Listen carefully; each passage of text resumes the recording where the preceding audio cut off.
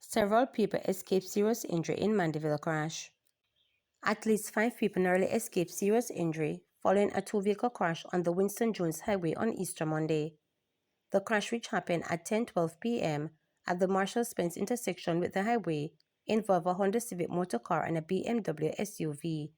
One of the vehicles went off-road into a banana field.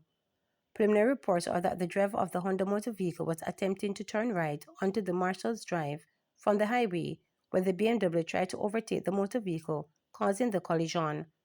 The impact of the crash resulted in the Honda motor vehicle crashing into a banana field. The driver of the car was able to free himself and only complained about feeling pain in his left hand, while the occupants of the BMW escaped unhurt. President of the Marshall-Spence Citizen Association, Barrington Burke Green, told reporters that the road is an accident-prone. "My concern is that ever since I have been here from my home over 20 years now, we have had accidents after people have lost their lives, and you just leave the road the same way. You don't make any changes," he noted. He's appealing to the relevant authorities, including the National Works Agency, to address the safety concerns. There is a proposal to put the traffic light at a roundabout, but nothing has been done. People should obey the laws of the road, but if you realize that the things is not working, whatever, it is for you to have to make changes to put it in place. People's lives are more important than anything else, he noted. "Overtaking is what caused most of the accidents right here," said Bert Green. Last September, 6 people were injured in a two-vehicle crash on the highway. The crash-prone road has been the scene of numerous accidents over the years. Residents of Marshall-Spence are reiterating their call for the NAA to remark the intersection with an unbreakable white line to reduce the likelihood of crashes there. Man shot and killed in his yard in Hellshire. A man was gunned down while seated in his yard in Hellshire, Portmore, St. Catherine. He is 28-year-old farmer Andre Lewis of Blue Lagoon Drive in the area. The police report that about 11:17, Lewis was in his yard when he was pounced upon by a gunman who shot him. The injured man was assisted to the Spanish Town Hospital, where he was pronounced dead. No motive has been established for the killing. The Portmore Criminal Investigations Branch is probing the matter. Upset NWC workers resume duties following meeting with management.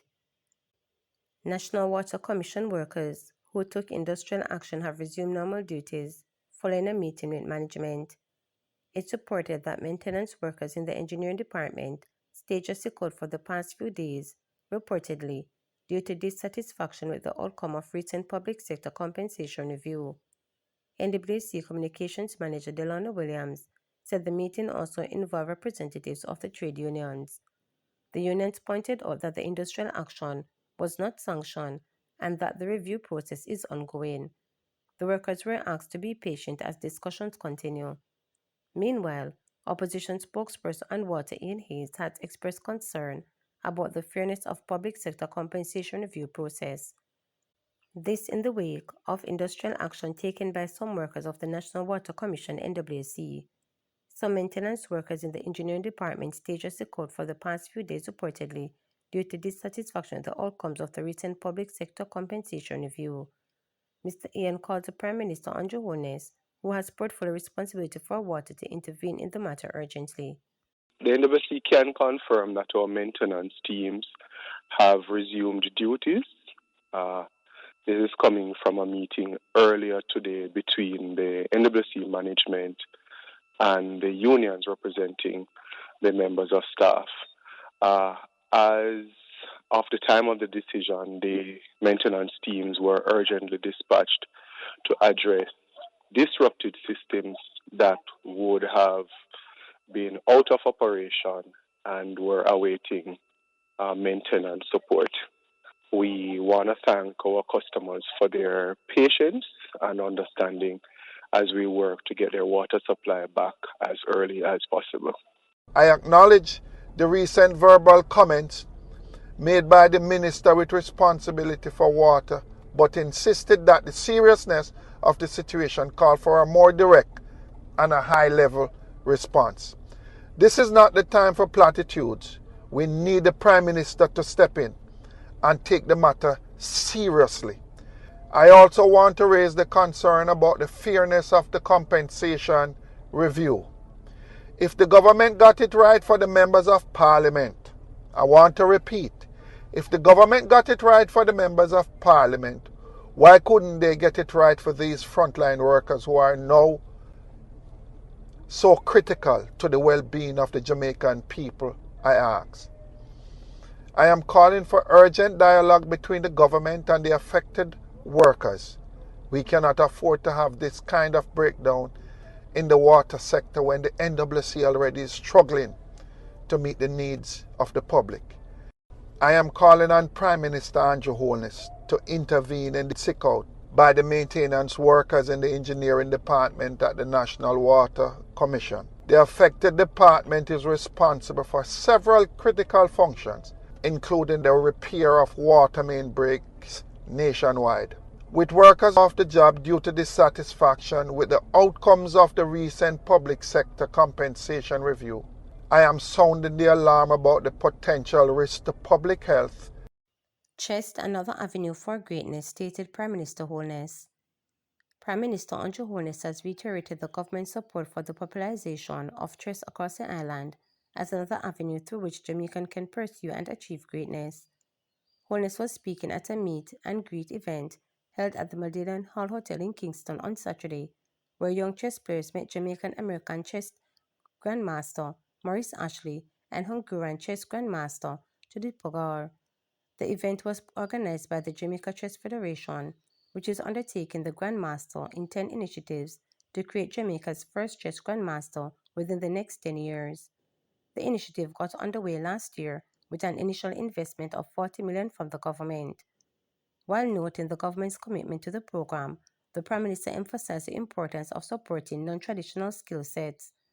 We tend to focus on one set of skills, and we tend to value only one set of achievements, so we only tend to have one set of heroes.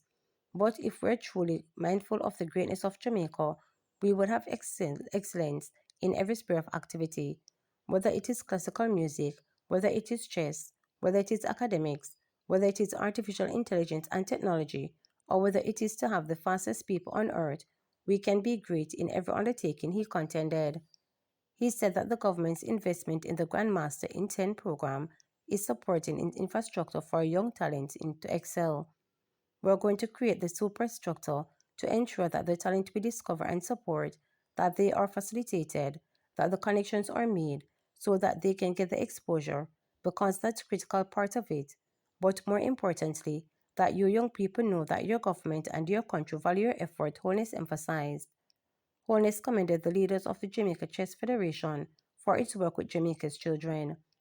The Prime Minister, a former competitive chess player, stressed the importance of sport, stating, "It is not just about playing the game, it is about what you take from it to apply to life. So I may not be in the competitive sport anymore, but all the moves that have been applied in my current endeavors.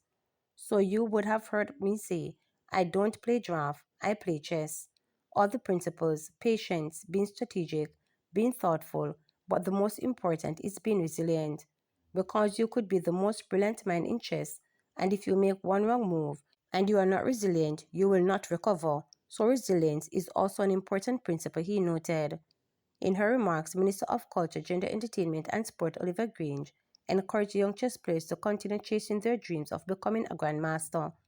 "I see the passion, I feel the passion, I see the excitement, and I wish you all the success as we all work towards, sometime in the future, presenting another grandmaster coming out of Jamaican soil," she encouraged.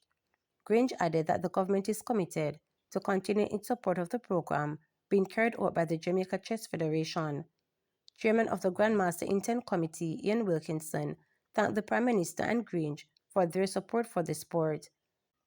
"We want to be the envy of the world. Not many countries have this program, so we are onto something great, and I want to thank the Prime Minister and Minister Grange for having the courage, the vision, to do what we are doing," Wilkinson noted. To subscribe, like, share, and click the notification bell for daily updates.